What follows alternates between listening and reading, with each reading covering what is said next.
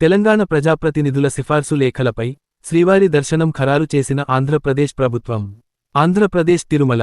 ఇటీవల Telangana BJP MP Raghunandan Rao శ్రీవారి దర్శన అనంతరం మీడియాతో మాట్లాడుతూ, తెలంగాణ ప్రజాప్రతినిధుల యొక్క సిఫార్సులు లేఖలు శ్రీవారి దర్శనానికి సంబంధించి క్రమంగా స్వీకరించడం లేదని, ఆ విషయాన్ని ముఖ్యమంత్రి దృష్టికి తీసుకువెళతానన్న విషయానికి మనకు తెలిసినదే. ఆ వ్యాఖ్యలకు సంబంధించి టీటీడీ బోర్డు సుదీర్ఘ చర్చల అనంతరం నూతన మార్గదర్శకాలు విడుదల చేసింది. మార్చి 24 నుండి అమలులోకి రానున్న తెలంగాణ ప్రజాప్రతినిధుల సిఫార్సు లేఖలపై శ్రీవారి దర్శనం. మార్చి 25 మరియు మార్చి 30 తారీఖుల్లో శ్రీవారి ఆలయంలో వీఐపీ బ్రేక్ దర్శనాలు రద్దు. ఆంధ్రప్రదేశ్ రాష్ట్ర ముఖ్యమంత్రివర్యులు నారా చంద్రబాబు నాయుడు ఆదేశాల మేరకు తెలంగాణ రాష్ట్ర ప్రజా ప్రతినిధుల సిఫార్సు లేఖలకు శ్రీవారి దర్శనం సోమవారం అనగా మార్చి 24 తారీఖు నుండి అమలులోకి రానుంది. ఇందులో భాగంగా ఆదివారం నాడు సిఫార్సు లేఖలు స్వీకరించడం జరుగుతుంది.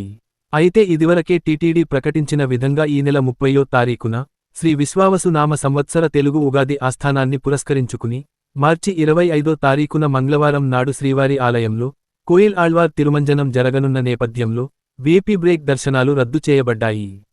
ఈ కారణంగా మార్చి 25 తేదీన వీఐపీ బ్రేక్ దర్శనం కొరకు మార్చి 24 తారీఖున ఎటువంటి సిఫార్సు లేఖలు స్వీకరించబడవని భక్తుల స్పష్టత కొరకు మరోసారి తెలియజేయడమైనది.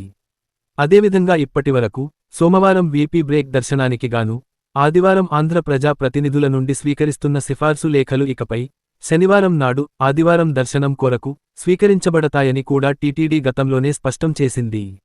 అయితే మార్చి 30 తారీఖున ఆదివారం నాడు శ్రీవారి ఆలయంలో ఉగాది ఆస్థానాన్ని పురస్కరించుకుని వీఐపీ బ్రేక్ దర్శనాలు రద్దు చేసిన విషయం తెలిసిందే. ఈ కారణంగా మార్చి 29 తారీఖున శనివారం నాడు ఎటువంటి సిఫార్సు లేఖలు స్వీకరించబడవని మరోసారి టీటీడీ స్పష్టం చేస్తోంది. ఈ మార్పులను భక్తులు దృష్టిలో ఉంచుకుని టీటీడీకి సహకరించవలసిందిగా కోరడమైనది. Get your personal loan today through BSK Associates. యువ భారత్ టీవీ నందు మీ పర్సనల్ ఇంటర్వ్యూ మరియు వ్యాపార ప్రకటనల కొరకు ఈ నెంబర్ని సంప్రదించండి. వీక్షకులకు ధన్యవాదాలు.